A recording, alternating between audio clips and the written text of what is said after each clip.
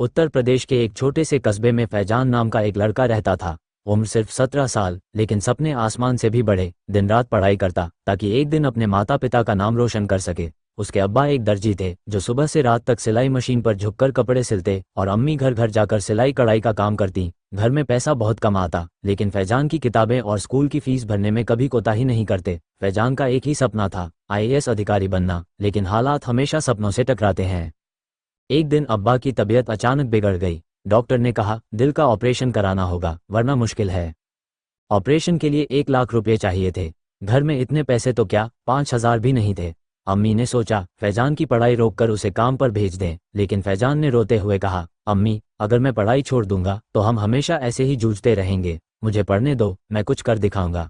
अम्मी ने बेटे की आंखों में जिद और विश्वास देखा। उन्होंने अपनी शादी के गहने बेच दिए। ऑपरेशन हो गया, अब्बा बच गए, लेकिन कर्ज और गहरा हो गया।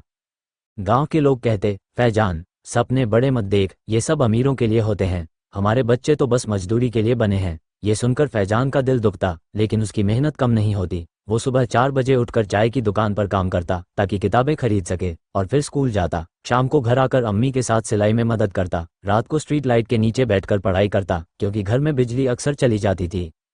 12वीं बोर्ड के रिजल्ट वाले दिन फैजान ने गांव में टॉप किया। सबको लगा अब उसका रास्ता आसान होगा, लेकिन तभी एक और मुसीबत आ गई। अब्बा का काम बंद हो गया, ग्राहक कम हो गए और दुकान का किराया देना मुश्किल हो गया। एक रात अम्मी ने कहा, बेटा तेरे IAS के फॉर्म में 2,000 रुपये लगेंगे, घर में सिर्फ 1,500 हैं, ये भी आटा तेल खरीदने के लिए रखे हैं। फैजान चुप रहा। वो जानता था अगर उसने ये पैसे ले लिए तो घर का खाना खत्म हो जाएगा। उसने चुपचाप अगले दिन मोहल्ले में बच्चों को ट्यूशन पढ़ाना शुरू किया ताकि फॉर्म भर सके।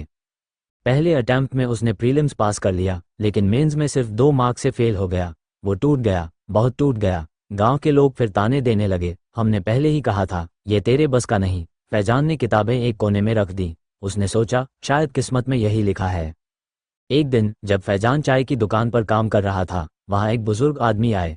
उन्होंने फैजान से कहा, बेटा तुम किताबों में खोए रहते हो क्यों? फैजान ने सब कहानी बता दी। बुजुर्ग ने मुस्कुराकर जेब से एक लिफाफा निकाला, उसमें 10,000 रुपये थे। उन्होंने कहा, ये तुम्हारे सपनों के लिए है, इसे लौटाना मत, बस जब सफल हो जाओ तो किसी और के सपनों को ऐसे ही सहारा देना।